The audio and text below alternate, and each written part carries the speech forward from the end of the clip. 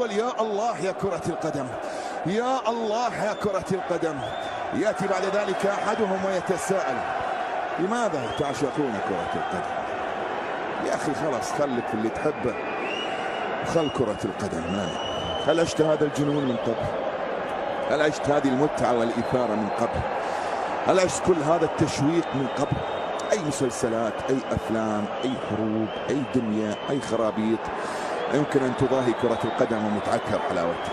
لا يمكن، لا يمكن.